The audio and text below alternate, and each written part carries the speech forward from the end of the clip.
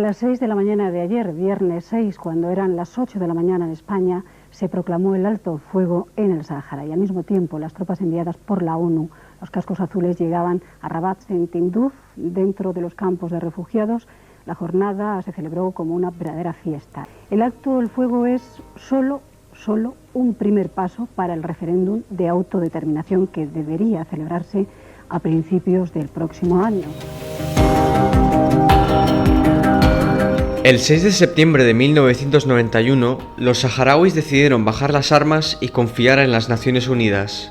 Desde entonces, el prometido referéndum sigue pendiente, debido a la inoperancia de la ONU y a las obstrucciones del proceso de paz por parte de Marruecos y sus aliados. Esto ha permitido a Rabat afianzar la ocupación militar en el territorio y aumentar la explotación de sus recursos naturales con los que comercia ilegalmente con la Unión Europea.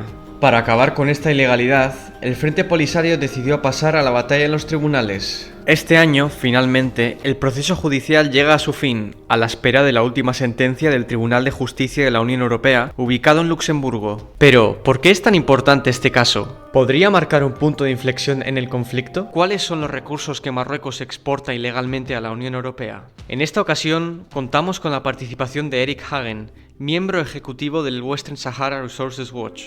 Empecemos. El Sáhara Occidental es rico en recursos naturales, principalmente fosfatos, esenciales para producir fertilizantes, arena, petróleo, aunque escaso y poco accesible, pesca y agricultura. Sin embargo, son los dos últimos los que Marruecos exporta a la Unión Europea bajo el acuerdo comercial actual.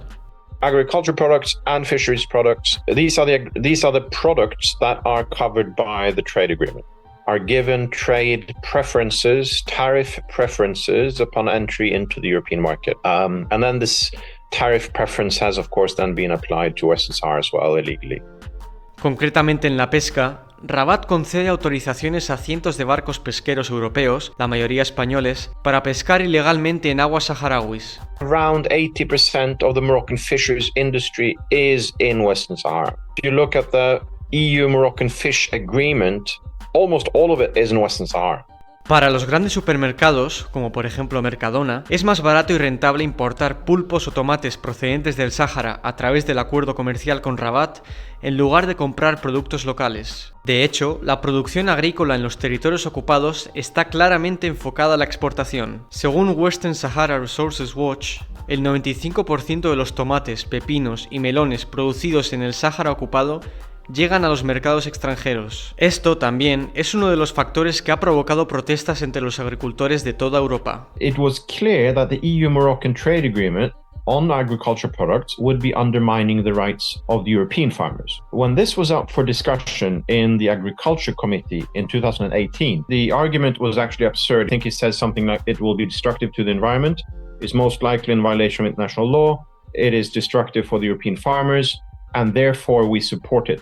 The Spanish fishing industry has always been supportive, whereas the Spanish farming industry has been on the other side. They've been negative to the agreement. The two different Spanish industries have had different positions when it comes to EU-Moroccan relations. Uno de los principales motores económicos de la ocupación son los proyectos de energía renovable. Grandes multinacionales europeas como Enel de Italia o Engie de Francia están involucradas, así como empresas vascas como Siemens Gamesa, Ormazábal e Ingeteam. Morocco able to greenwashing the occupation in a phenomenal speed. 81% of the land areas that have been allocated to new green energy projects are in Western Sahara.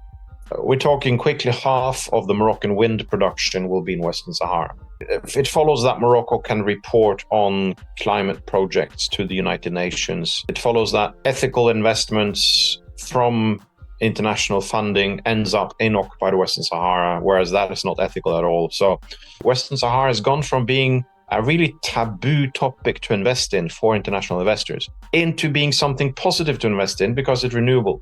Habría que preguntarse si el fin justifica los medios, sobre todo si el fin es una política verde y los medios una sistemática violación de los derechos humanos.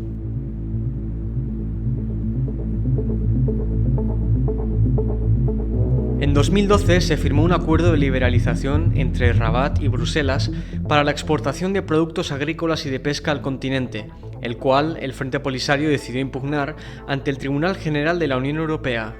Este anunció la sentencia 3 años más tarde, en 2015, reconociendo que el Frente Polisario, como representante del pueblo saharaui, se vio directamente afectado por los acuerdos. Esta sentencia marcó un antes y un después en las relaciones entre Marruecos y Europa, puesto que representa la primera ocasión en la historia de la Unión Europea en la que una institución europea declara públicamente que el Sáhara Occidental no es parte de Marruecos y que no se reconoce la soberanía de Rabat sobre este territorio. Respecto a los acuerdos, el tribunal decidió anular solamente las partes de los acuerdos que afectaban al Sáhara Occidental, por 2 razones principales. Por un lado, porque se aplicaban en territorios que no eran marroquíes, y por otro lado, porque el Consejo Europeo no se había asegurado de que la exportación de los recursos naturales no perjudicara a los habitantes del Sáhara Occidental antes de aprobar los acuerdos. Este último argumento se basa en un informe de Hans Korel, ex asesor jurídico de la ONU, en la que se explica que, en ocasiones, este tipo de acuerdos pueden considerarse válidos si se realizan en beneficio de las poblaciones afectadas. Sin embargo, según el derecho internacional, un acuerdo será válido si cuenta con el consentimiento del representante de las poblaciones afectadas, independientemente de si les benefician o no. A lo largo del proceso, Bruselas siempre afirmó que no reconoce ni de jure ni de facto la anexión del territorio por Marruecos. No obstante, en práctica, la Unión Europea ha comerciado, siendo plenamente consciente, con los productos explotados ilegalmente por Rabat. Es más, Europa siempre se ha referido a Marruecos como la potencia administradora de facto, un término no reconocido en el derecho internacional y que solo sirve para legitimizar la ocupación marroquí en el Sáhara. Yeah, de facto. Yeah, which makes no sense. So a thief to de facto be controlling the bank. He broke into the bank and is de facto controlling the bank. So if we want the bank's money, we need to de facto talk to the de facto person who administers the bank now de facto. What the fuck does that mean? Doesn't make any sense. European politicians don't talk about Russia de facto controlling Crimea, and therefore we need to deal with the Russian government if we want to take the fish in the Black Sea.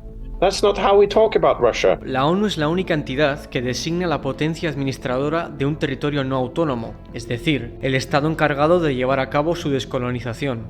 En este caso, España continúa siendo la potencia administradora y no puede renunciar ni transferir sus responsabilidades a otros estados. El Consejo Europeo recurrió a la sentencia, alegando que el foco del juicio debía estar en la validez del acuerdo en sí y no en su aplicación. El Tribunal de Justicia le dio la razón al Consejo en 2016, anulando así la sentencia de 2015 y manteniendo vigentes las partes del acuerdo que afectaban al Sáhara. Su justificación se basó en que al no estar el Sáhara Occidental mencionado en el acuerdo y ser un territorio separado de Marruecos, es imposible que sea objeto de su aplicación. Y como no tiene efecto en el Sáhara, el Frente Polisario no puede impugnar los acuerdos, lo que invalida su denuncia. Aunque la Corte tenía pleno conocimiento de la implicación de los acuerdos en el Sáhara ocupado, optó por ignorar la situación, indultar a la Unión Europea y permitir la continuidad del comercio ilegal con Marruecos. En octubre de 2018, la Unión Europea firmó un nuevo acuerdo de comercio con Marruecos, incluyendo, una vez más, el territorio del Sáhara Occidental. Para evitar nuevos obstáculos como la sentencia de 2015, la Comisión Europea llevó a cabo una serie de consultas a entidades que consideraron representantes del pueblo del Sáhara Occidental, asegurando que los acuerdos eran beneficiosos para la región. De esta manera se afirmó que esta vez se había obtenido el consentimiento de manera legítima y que por tanto el nuevo acuerdo era válido. ¿Qué entidades consultaron como representantes del pueblo del Sáhara Occidental? El gobierno marroquí, como socio en las negociaciones del acuerdo y, según Bruselas, como administrador en práctica del territorio, organizaciones políticas, socioeconómicas y de la sociedad civil de los territorios ocupados designados en virtud del ordenamiento jurídico marroquí, y el Frente Polisario, como una de las partes del proceso de paz dirigido por la ONU. Marruecos no puede hablar en nombre del pueblo saharaui porque no tiene ninguna soberanía sobre él, como afirma la sentencia de 2015. De esta manera, Europa pretende, una vez más, legitimar a Rabat para que represente a los saharauis mediante su ocupación ilegal por puros intereses económicos, lo que contradice el derecho internacional. Por esta misma razón, el Frente Polisario se negó a participar en las consultas. Luxemburgo se volvió a pronunciar ese mismo año, reiterando en el dogma de que es imposible que la Unión Europea viole el derecho internacional. Sin embargo, también hizo aportaciones positivas, como establecer que para que los acuerdos se puedan aplicar al Sáhara, se debe contar con su consentimiento, y no según los potenciales beneficios, desechando definitivamente el informe de Korel. También rechazó la posibilidad de que Marruecos pudiera actuar como potencia administradora de facto. Finalmente, llegamos a 2021, año en el que el Tribunal General rechazó la validez de las consultas de la Comisión porque entendió que solo el Frente Polisario puede dar el consentimiento de los saharauis. La Corte finalmente admitió que la Unión Europea no es tan santa y confirmó que los acuerdos no respetan el derecho a la autodeterminación de los saharauis, uno de los pilares del derecho internacional. En consecuencia, el tribunal declaró los acuerdos nulos, pero bajo una condición muy polémica y con dudosa legalidad: mantener los efectos de los acuerdos, pese a haber sido declarados nulos, hasta que el Tribunal de Justicia dicte la sentencia definitiva tras el recurso del Consejo Europeo. ¿Cómo puede un acuerdo ser declarado inválido pero aún así continuar en vigor? Luxemburgo se escudó en la excusa de que la anulación de los efectos del acuerdo podría comprometer la acción exterior de la Unión y su seguridad jurídica. Pero si un acuerdo es ilegal y viola un derecho imperativo como es el derecho a la autodeterminación, ese acuerdo es nulo desde el momento en que se firma y se suspende desde el momento en que se declara su nulidad. Pero el tribunal decidió dar esta concesión ilegal a Bruselas, en la que parece ser una decisión política en su favor. Y así llegamos al día de hoy, donde todavía todo está en el aire. Pero la sentencia definitiva llegará este año 2024. ¿Qué consecuencias podría tener una sentencia en favor del Frente Polisario? Para empezar, la Unión Europea no podría firmar ningún acuerdo de libre comercio con Marruecos que se aplique en el territorio del Sáhara Occidental sin el consentimiento del Frente Polisario. Para ello, Bruselas tendría que sentarse con los saharauis. En segundo lugar, dado que ha sido perjudicado por estos acuerdos, el Frente Polisario podría pedir una compensación económica a la Unión Europea por comerciar con sus recursos ilegalmente. Por otro lado, las empresas no podrían tener una base jurídica para seguir participando en el expolio ilegal de los recursos naturales. Esto no significa que, repentinamente, vayan a cortar sus inversiones en los territorios ocupados, pero si no quieren tener problemas legales, eventualmente tendrán que hacerlo. Finalmente, de cara al futuro, esta posible sentencia abriría una nueva estrategia para afrontar la ocupación. Previsiblemente, la batalla en los tribunales seguirá. De momento, estas son las fechas que tenemos que marcar en nuestros calendarios. 21 de marzo, la abogada general de la Unión Europea, Tamara Capeta, anunciará sus conclusiones del caso. Aunque no es un adelanto del fallo del tribunal, sus conclusiones son de gran valor, porque generalmente sirven como pronóstico de la gran mayoría de las sentencias dictadas por el Alto Tribunal Europeo. Por último, se prevé que la sentencia definitiva se anunciará entre mayo y septiembre de este año. Estos próximos eventos los trataremos en el canal, así que suscribíos si queréis seguir el final del proceso judicial o para manteneros informados sobre la actualidad saharaui.